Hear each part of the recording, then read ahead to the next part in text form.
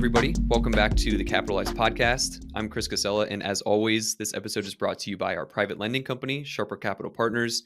If you want to learn more about how Sharper Capital can help you build your real estate investing business, you can check us out at sharpercapital.com. I'm here today with Staci Shelby. Stacy is an Ohio realtor on Cincinnati's #1 real estate team, the Shelby Group, with Keller Williams Seven Hills. Throughout her career, she's closed on over 105 homes with a total transaction volume of over $25.7 million. She works closely with some of our clients here at Sharper Capital, and she's always sharing great information about the Cincinnati market, not only with her clients, but also on social media as well, which I very much appreciate. Stacy, thanks so much for taking time out of your busy schedule to be here today.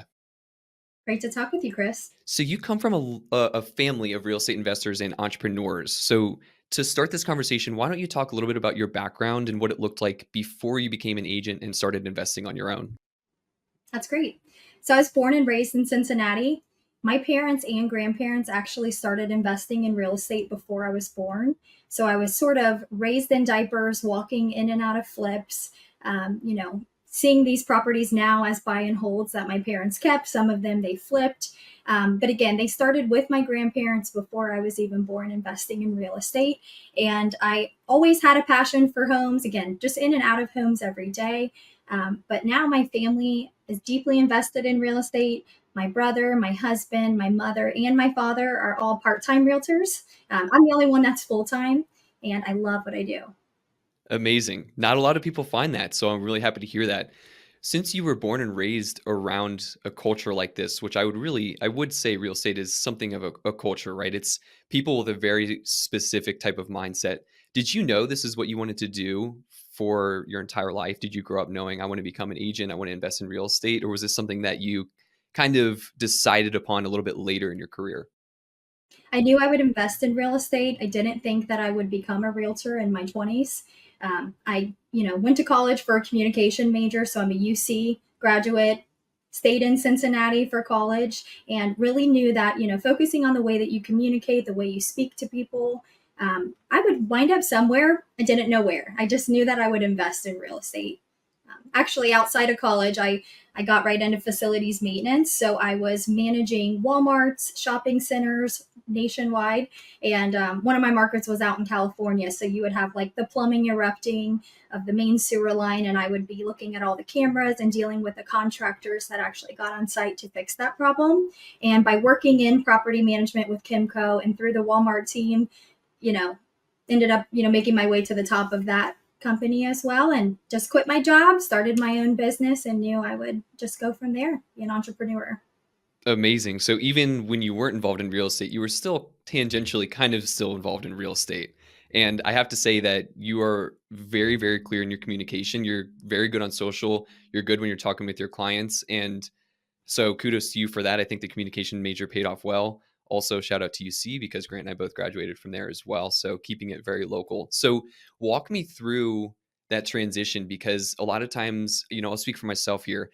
I left my W-2 job and started a business with Grant as well. It's very easy now looking back to kind of glance over that, right? And just kind of talk about that as though it wasn't a big deal. But I know a transition like that is a big deal. So talk me through that, Stacy. What did that look like for you? And what was it, was it challenging as you made that transition and made the leap to starting your own business? So I was lucky to have a husband at that time who had a great job. And, 6 months later, COVID happened, and he was then furloughed from his position. So I went from quitting my job, going into real estate, doing school full time. Just a couple months later, he was furloughed, and he actually took the time to get his real estate license at that time as well. So we got licensed around the same time, and we actually interviewed for the Shelby Group together, sort of like the stepbrothers.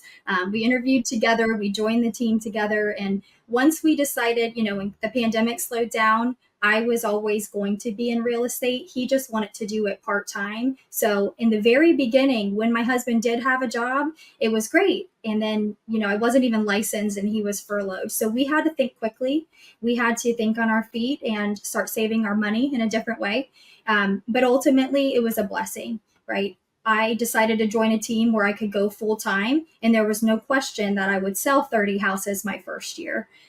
There was no question that I would put in the work ethic because I didn't have someone else to fall back on at that time. So Amazing. And what was the spark? What was it about where you were in your career or in your life? What was it about your circumstances that told you, all right, this is the right time to leave my job, even though I have a great career, I've worked my way to the top. What was it that made you leave? I knew that I wanted to be my own boss. I knew I could control my own schedule. I could work 12 to 15 hours, 18 hours sometimes in one day, especially in the beginning when we were selling 4 houses sometimes in a week.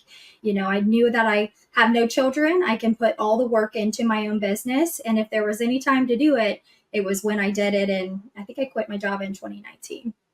Okay. And I know for a fact that, including myself here, a lot of people who are in real estate can very much relate to that. They want to be their own boss. They want to have control over their outcomes. They want to be compensated for the amount of time and effort and energy that they put into their work. So, very relatable there. It makes total sense. So, can you walk me through tactically what it looked like when you were first starting your business? I know well, not firsthand, but secondhand from multiple people that I have good relationships with, how much of a grind it really is when you're first becoming an agent. You're first trying to get, you're trying to get your first clients, you're trying to get maybe your first listings, find your first buyers. What did it look like when you first started and you were really building your business up from the ground up? I was in the office 4 to 5 days a week, making calls every single morning between 8 a.m. and 11 p.m. or 11 a.m. rather, sometimes until 12 p.m., skipping lunch and just making some calls. So I think in the beginning, it's about, you know, showing showing the clients that you know what you're doing, but you're new in the beginning. Why would they pick you? So they need to rely on your experience. You need to be heavily rooted in a company that has, the strategy to do 50 or more sales in 1 year. And so if you join a team, when you're able to do that, you go in the office every day and you're relentless on the phone and you're relentless with your follow up, people will understand that they can come back to you and, trust you. Yeah. So in the beginning, you really need to be in the office. You need to be calling your sphere of influence, your friends and family, letting them know you're in the business, showing them, on social media or at your client events that you do this full time and that you're their trusted person in the market. And then they'll come to you. And the most important thing that I try to do is not just make it one fold. I want to get a client and have repeat referral clients from every person I work with, because I won't make my money respectfully off of you, Chris. I'll make it off your friends and family when you tell them how hard I work for you. Makes total sense. How do you get over this fear, for lack of a better term, Stacy, when you're first starting out in a business like being an agent, where you've not done a transaction for other people, but you're trying to convince people to trust you and you're trying to portray that you're a credible source and somebody who really will get something done for them, but you haven't done it before? You must know your worth, first off. So if you have never walked in a property, why should you be selling a house, right? Like for me, I had walked in enough flips. I had known the value of properties. I had seen the way the real estate market had changed in the 15 years I had been focusing on the market through my family buying real estate, seeing the way interest rates change. My mom bought her first property at a 19% interest rate. So, right? My first home was under a 5%. We refied lower, later into a, I don't know, 3 point something percent. And we'll never sell that home because rates were not always under 10%. It really is. It's interesting to think about how rates were so much higher than they are today because, it caused a panic, for lack of a better term, again, a panic for a lot of people, especially investors, when rates started going above 5%, 6%, 7%. But that perspective of zooming out on these charts that we're looking at and looking at the historical interest rates in the 80s, where, your savings percent is yielding 15%, but that it also means you have to pay 15, 16, 17% for your mortgage. I think that kind of perspective really saved me from that panic and from having tunnel vision on what's going on right now. We got very used to, for lack, maybe not free, but very cheap money, very cheap debt. And I think that's a dangerous game to play if you become so used to that.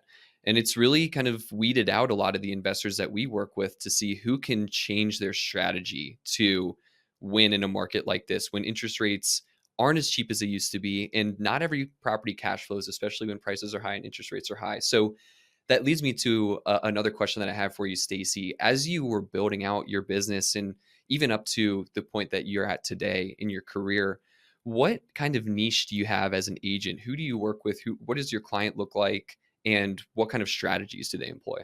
Great question.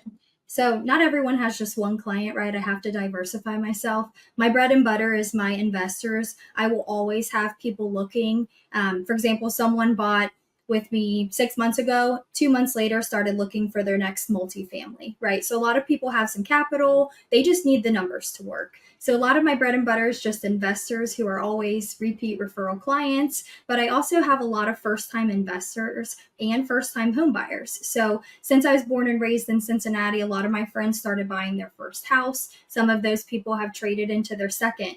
And actually, I will go to the consultations and lay out a strategy for them. I'm not just here to list your house. I think it's usually in most people's best interest to actually rent their house. So I will go to those listing consultations and show them, if you were a first time home buyer in the last 8 years, great, let's keep that property. Let's use either refinance, if you need to use that cash to buy the next one, great, we could refi. But a lot of people are able to just to save the money for the next house. And so I will actually coach people at a listing consultation. Is it better to list your house or is it better to sell it?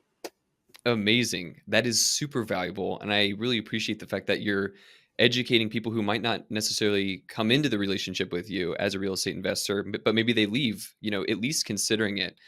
I really appreciate that. I think it's really important. Have you had success with these kind of conversations? Have you turned people listing their house trying to sell it into people who may end up holding on to it and becoming real estate investors and renting them out?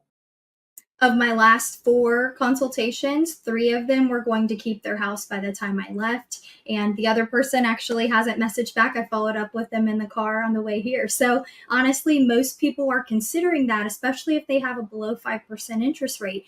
We might never see that again, especially when prices were below $275,000 when these people bought. They're now above $300,000 for the average sales price for a single family. So you really do need to consider keeping your home as a rental and even having a property manager do it if you don't want to deal with it. But I do have luck with that. I'm not there to list their house. I'm really there to see what their best option is. That's amazing. 3 out of 4. Hopefully 4 out of 4. My fingers are crossed for that last one. Hopefully your follow-up, ends up being successful. So from what I understand, Stacy, that's also a strategy that you implement yourself. So you're not just preaching and not practicing, you're also practicing what you preach. Talk to me about what that strategy actually looks like. Maybe if you have an example of one of your properties that you've lived in, fixed up, and then rented out. What does that process look like for you? What's the timeline? What kind of work goes into it? And then ultimately, what do you end up doing with those homes and how do you get them rented out? Great question. So we use almost like a BRRR, but we live in a single family home, myself and my husband. We actually use his VA loan. So we'll live in a home, we'll buy one intentionally in a more appreciating area with some value add. So, whether it's adding a fence, refinishing hardwood floors, updating plumbing or electric, we're not scared of that. We would always prefer that when we buy. So we buy in an appreciating area with value add opportunity, and then we keep that as a rental. I think when we started this, we figured we would move every 1 or 2 years. And that's what a lot of my clients honestly do in their 20s. They'll move every 1 or 2 years, buy a property, keep it. I've got one client with like 7 properties who've done that. Whereas we get a little more comfortable. Moving's hard. So we'll stay in our house for 3 to 5 years. We don't need to buy a house every year and move. We're able to use some of our money and do flips as we go, or own a portion of a flip and sell that. So we're always diversifying and keeping our money in real estate. But we always buy with intention to keep it as a rental. So, That's great. And I think that's one strategy that will always work. I yeah. just think if you're willing to invest the time, energy, maybe it's sweat equity, right, into a project like that. I don't see a way that over time that strategy goes away. And I think that actually hits on something. If we can just go back for a second, I mentioned these higher interest rates. Actually, you mentioned the higher interest rates, and then we talked about how it's really weeded out a lot of the investors who are able to pivot and adapt to the circumstances. So, your strategy that you just mentioned is one that I think will always work. What are some other strategies that your clients are implementing in this current environment that they're seeing success with? Definitely BRRRR is the first one I always hear. People now have podcasts and education and bigger pockets. 20, 30 years ago, those things didn't exist. So you always hear people talking about house hacking or BRRRing. I do think that living in a multifamily as your first home would be the best thing that you could do. If you rent out one or two sides and you live really small and really comfortably, you can get those tenants to pay off your mortgage note. And then you can move out 1 year later to that single family that in 3 years you'll rent. But for now, you've got a duplex or a triplex that's fully rented, and you can use 75% of that income towards your income in order to keep buying more properties. So I think the smartest thing you could do is buy a multifamily when you're young and BRRRR it, live in it, rent it out, or rather BRRRR it where you live in it and you fix it up, you move out, you put a tenant in there, and then you refinance, take that money out, and use it on the next one. So BRRRR is a big strategy. A lot of people that actually can't live in the home themselves or don't want to BRRRR it may choose to do a private money or a hard money loan, and they'll get a flip or a property that they can fix up. They will use somebody else's money for the acquisition and most of the rehab costs, right? Maybe only putting 10 or 15% down on a single family. And then at the end, they'll flip it, sell it with me as the listing agent, and do it all over again. So that's And some of the things people are doing. Go ahead. no, I didn't mean to interrupt you, Stacy. I was just going to say that's amazing. And I was going to ask you about what kind of success clients are having on flips in this market, because obviously it's been a really interesting time where, like we mentioned earlier, interest rates have risen, but prices have also risen. So what has flipping looked like for your clients in this market? And let's just answer this question flat out. Are there still deals to be found in a market like this? Yeah, I mean, sometimes there are no deals, there are only or deals. If something looks so great on paper, we need to look at the electric, the plumbing, the structure. We really need to get inside the property and make sure it's a good fit if the numbers look great. And that's the chance that not a lot of people have. We are still in bidding wars in 2024 right now. If a property is listed at a great price, there will be other people that are looking at it, running numbers, and it's about how quick you can move on it. So my clients have already established their contractors, established relationships with realtors. I've got the title company, inspectors, and other contractors as well. And we build a team in the very beginning before they even look for a property. We identify their goals, how quickly they need to move, and I run at their pace. How does somebody who's a first time investor compete in a market like this? Because I think you brought up a great point, and this is true for our clients too. Most of our clients who are doing business, especially repeat clients, they've been doing this for maybe a few years. They have the contractor relationships, they have the agent relationships, they have the lender relationships, et cetera, et cetera. If you're new in this market, and let's say, for example, you want to flip a property, actually, you could BRRRR it or you could flip it. You really need the same resources either way. How does somebody like that compete? Is it, would they be able to reach out to somebody like you, Stacy, to get those contacts, or would they have to be calling on them themselves? How does somebody who's brand new compete in a market like this that's so competitive? Would you be surprised that more than 60% of my clients have never bought before, whether that's an investment or, all the calls I get, a lot of people may not even end up transacting, but they come to me because I focus on first time investors and people who have never done this before. So I start with a buyer's consultation. It looks like something like this where we're face to face going through their goals, their motivation. I find out if they're looking for more flip or value add, if it's a buy and hold, what their timeline is. I talk about their type of financing on the first call and get them with people if they don't have cash. And even if they do have cash, I think it's best to leverage it. So I still get them with those specialized folks. And then I have contractors, I have teams of people, I can text them property managers right away. So majority of the people that call me have never done this before. They don't really know where to start. And they need to have tunnel vision. They have all these ideas of things they can do. And we identify what their goals are and how to take action on that. I would be shocked, and I am shocked to hear that statistic. That's more than 60% of Yeah. your clients that you work with are first time investors. Yeah.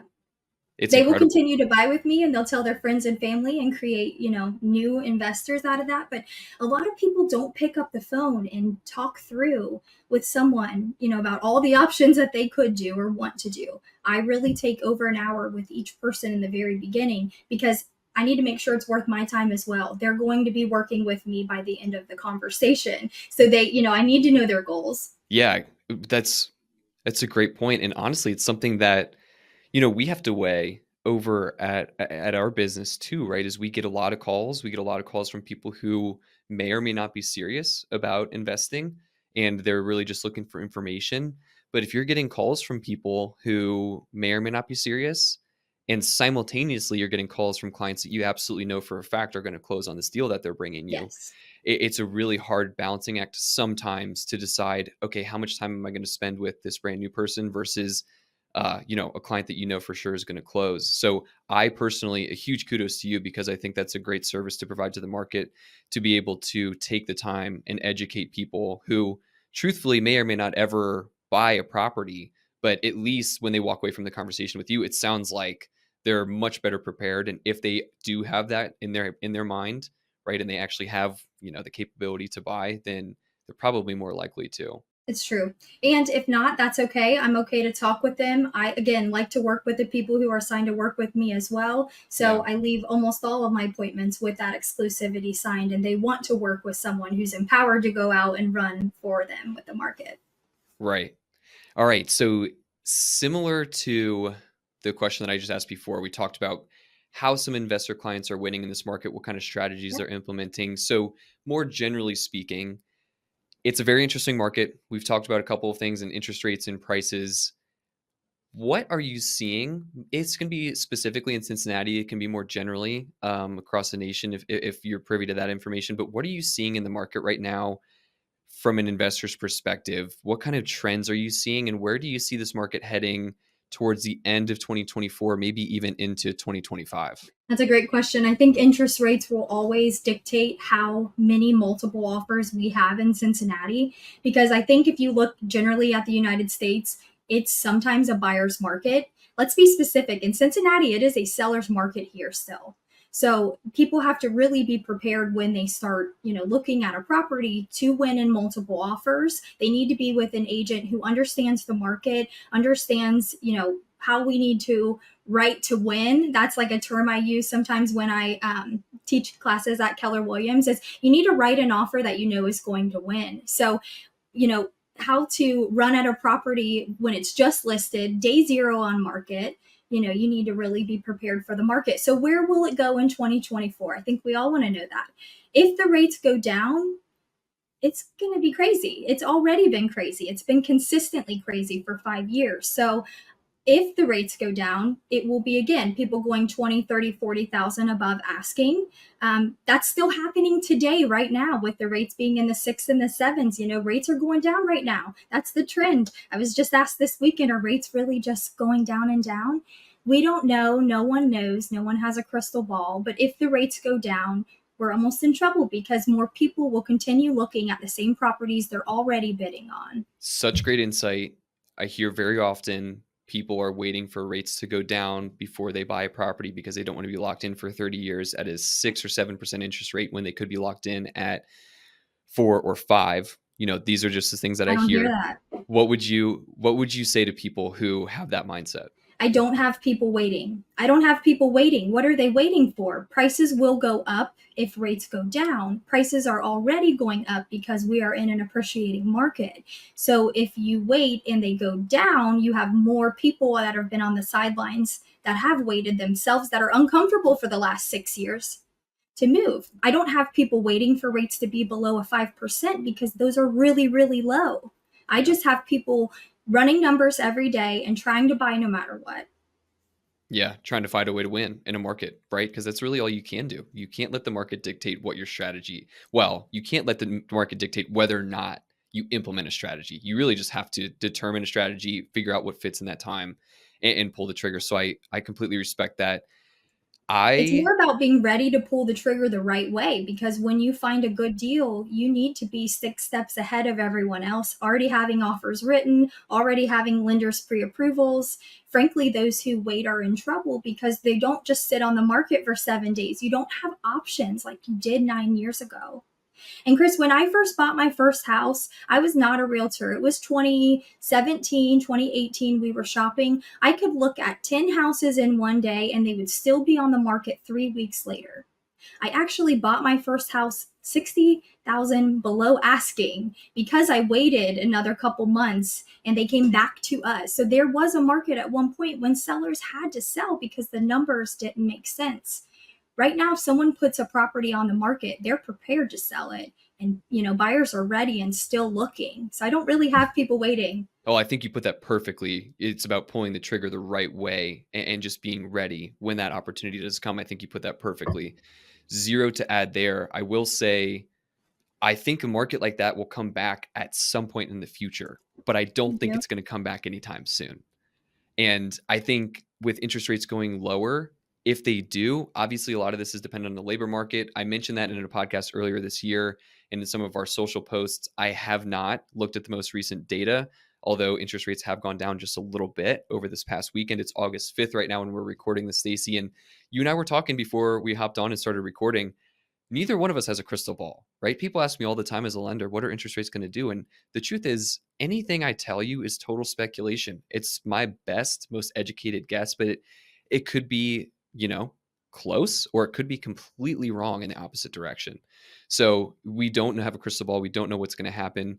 But the truth of the matter is, the people who are doing business and who are implementing the right strategy at the right time are making money in the meantime, right? They're building wealth for their families, them and their families, in the form of, forcing appreciation through the BRRRR strategy, or they're flipping properties and they're making money. I think you have to be smart about it. I don't think you should ever force it just to try to get a deal for the sake of getting a deal.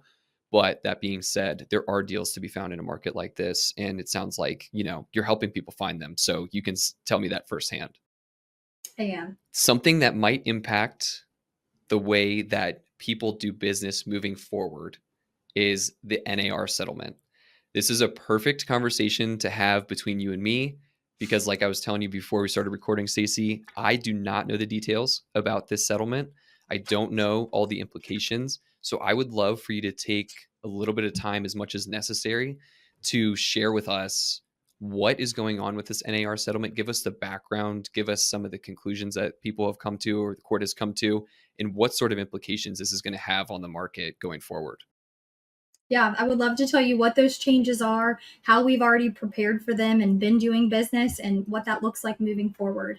So, if you don't know, on August 6th, which is tomorrow, the commission and compensation field is removed for realtors. So, I will have to pick up the phone and call to understand what someone is paying me in order to show you a home starting tomorrow. So, when this is out, I'm sure this will already be in effect, where the compensation field is removed for realtors. And as of August 17th, you must be working with a realtor in order to show a property. And that compensation may be needed to be provided by the buyer if the seller is not offering compensation for the buyer's broker fee. So I want to break that down.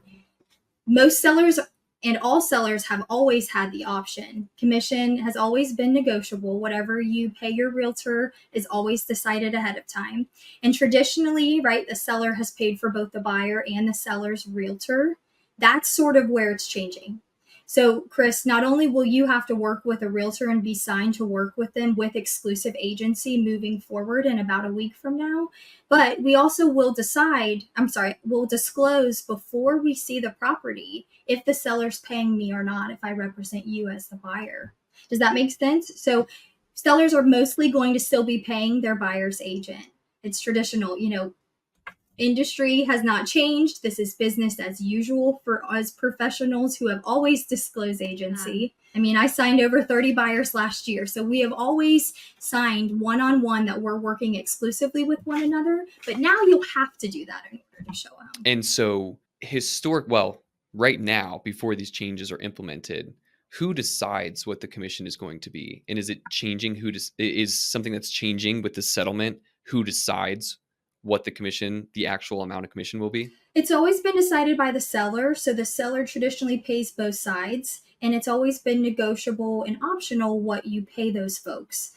But what you pay them, again, is optional. So they're making it so that the field goes away, that they won't just disclose to me what I'm paid. I will have to reach out to the realtor. There will be nowhere online where it says what I'm paid. So one, I think it'll create a little bit of a bottleneck because realtors will need to answer their phones.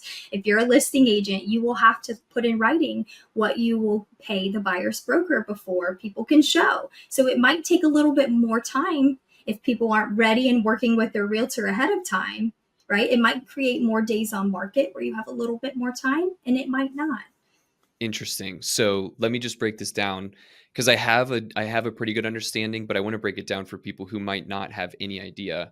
And I will definitely learn something from this too. So the way that it works right now is I am selling a house and Stacy, you're listing it for me. So you and I have a conversation about how much commission you'll make on the sale of the property. And then you and I also decide how much I want to pay in commission to the buyer's agent for a buyer's agent to bring a client to buy my house. So let's just say Right. historically, I think a normal number, and please correct me if I'm wrong, would be, let's just call it 3% to you as a listing agent and I don't know, 2.5 or 3% to the buyer's agent, 6% total. I don't know. Am I totally off on that, those numbers?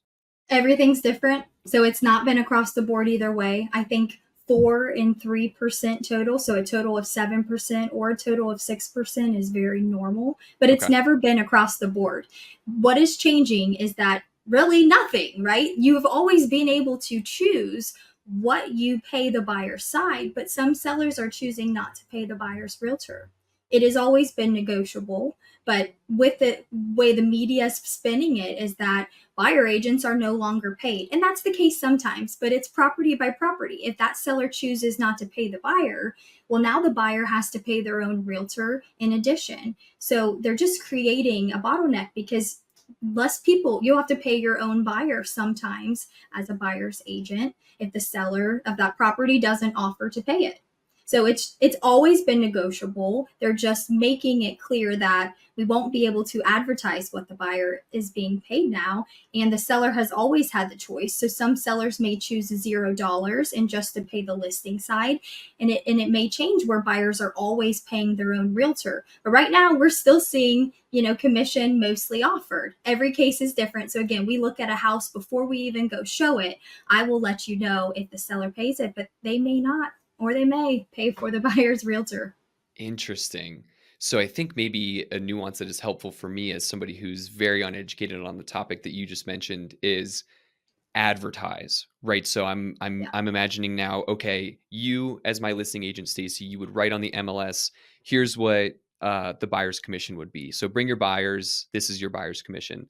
But Today that we can see it. Tomorrow that field's going away. Yeah. Okay, so that's changing. Today you see it, tomorrow you don't necessarily see that. So that's what you were getting at. So as a buyer's agent coming to buy my property that Stacy is listing, they don't know what the commission is. So they're going to have to call Stacy and say, "Stacy, is this seller paying buyer's commission Yes. or are they foregoing it entirely?" And in that case, then the buyer's agent has to decide, "Okay, is this something that's going to work for my client even though they're going to have to pay my commission, or is Mhm. this going to impact the deal, or do I even want to come and show this listing at all because I don't have any guarantee that I'm going to make my commission on this if the seller's not promising it." The buyer decides. The agent doesn't decide that. I don't decide which house we see. I just let you know how I'm compensated, and we will decide, what properties you see together. Great So clarification. mostly people are still offering compensation, but not everything is that way. I haven't myself had any sellers say that they won't, but two times in the last month, my colleagues have said my seller has heard that the NAR is changing and they will not pay a buyer's realtor. So then you decide if you're working with that seller between you and I, because then you're cutting down the number of buyers, the number of showings. Am I going to market this? Some listing agents will have buyers reaching out to them directly and they'll have to establish agency. So no matter what, you will work with your buyer's agent. You just need to check with each property to see how how your realtor is compensated before you go out and see properties. Interesting. So very high level summary. Buyer's compensation used to be listed on the MLS, so buyer's agents knew how much they would make on a listing, and the buyer knew that the seller was going to pay it. Moving forward, that compensation, that commission will not be listed, and so Mhm. the agent will have to reach out, and the seller is no longer obligated to pay that commission. So it might end up on the buyer. Your opinion, if I'm understanding correctly, is that not much will change because most sellers will operate the same way as incentive to Mhm. sell their property. Am I thinking about that correctly? That's correct. Okay, But you never know. We need to check each property. The two changes are that you have to establish agency with your realtor before you show a property, and you have to disclose the amount of seller paid concessions that the buyer broker will be compensated before the showing. so that piece about establishing agency before, does that mean that people will only be able to work with one realtor at a time? Yes. What's your opinion on that? So, I mean, it could be a different, right? You could do a property specific one where if you won't work with me, I could, before I show you a house, get you to sign an agreement that says for this house alone, here's my agency. But no matter what, you will have to be signed in some capacity to work with that agent on that property before a showing. But Chris, the most important thing is none of this is changing because we've always established agency, especially at my brokerage. Actually, we signed 189 loyalty agreements in 2024 alone. So we have already had almost 190 people signed to work with us as a team this year. And in 2023, we had over 500. We had 517 buyer loyalty agreements signed at my company last year in 2023. So we've always been doing this. The professionals have always established agency and let the buyer know what they're compensated ahead of time. There are just some people that aren't professionals out there. You know, it's going to cut out some realtors, and we're happy to hear that. We've got over 5,000 realtors fighting at almost no listings these days. So let's, put an industry differentiator out there and show who the established professionals are who have always been doing business this way. So it won't really be a change for my team. That's really insightful to hear, Stacy, because there have been so many headlines, so many headlines. A lot of them probably trying to just capture our attention and get the click, but you would have, I'll speak from my perspective, and I think a lot of people probably share the same perspective if they're not agents themselves. You would have thought that the entire landscape was changing and that things were going to be totally different and that, you weren't going to be able to buy a house without jumping through a bunch of hoops or, sellers were never going to pay another buyer's agent ever again.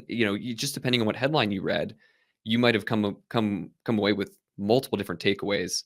So it's really, really great to hear from somebody who's very well versed on the topic, somebody who's in it every single day, that your opinion is that mostly things probably won't change, at least as dramatically as the media has made it seem. It could be dramatic, but honestly, for our team, it's not been because we've always Yeah, been doing business this way. So, got yeah, it. I appreciate going through the changes. And I do this with every buyer that I talk to, whether they've heard about it or haven't. I educate them on this. Yeah, super helpful. That's great to know. So moving forward, let me just ask you about networking in the real estate industry because it seems to me that you've had a lot of success relatively quickly as an agent, as an investor. One of the ways that I came across you as an agent was not just through other clients that have used you in the past, one of which was a first time investor, and she absolutely raved about working with you and about how easy it was. We've had that conversation, so I can attest to the fact that you really do go out of your way for these first time investors. But what has the importance? Oh, so the other way that I found you was through social media, right? Through your Instagram, through learning some of the market updates and some of the projects that you were represent or helping clients buy or sell. I really appreciate what you post on social. How important is networking as an agent, and what ways do you go about that? Networking is very important. I actually learned at a young age. I didn't mind door knocking as a kid to sell candy bars. And I got the door shut in my face by people, no soliciting. I think meeting people and talking with people, more and more technology is replacing that. And that's one of the things. Yes, I'm a communication nerd, but reading people's body language, their verbals, and their nonverbals will tell you so much. So, going to events, be it a happy hour, those are the fun things. But I like to go to the, home buyer events. I like to talk with people everywhere that I go, whether it's a restaurant. Someone is always talking about Zillow or has their phone up at a restaurant. I will literally talk with the people that I'm talking with at a restaurant or go sit and eat by myself and do work at a bar and meet 3 people that day. And they're in my CRM and now I'm emailing them properties. So everywhere I go, I'm open to talking with someone. Sometimes people will notice me from social media, but that's not very much. I just like to meet people and chat with them. So the RIA events or networking events are very important. I think that that's been the differentiating factor for myself compared to my other family members who are realtors is I post about real estate. I'm involved in it heavily. I do it day in and day out. And if you don't post that, you just don't know that people are living in that world. Completely agree. We have a very small following, much, much smaller than yours. And even so, we still have made great connections just through putting it out there into the ether and letting people know, like, hey, we do work in the real estate world. If you ever want to have a conversation, then just reach out. So I can only imagine that especially as you continue to post, Stacy, that the number of people who you do meet through social media or who recognize you through your social will only grow. What is your favorite part about your job, and what is your least favorite part about your job? I'm going to throw somewhat of a challenging question at you as we start to wrap this up. I love that every day is different. I don't like being nailed to a desk. I can wake up every morning and make my calls and go out to different places. So every day is different, and that keeps me really on my toes. It's not always great being on 24/7 when you own your own business. So I've put different strategies in place the last year and a half. So I always have an off day. I always have my team covering me when I need to take time off. So that's been helpful. But feeling like you need to respond quickly is so important. So you have to be 24/7. That's the hard part. But I've just got my team in place to show for me, write for me, and I'm always available.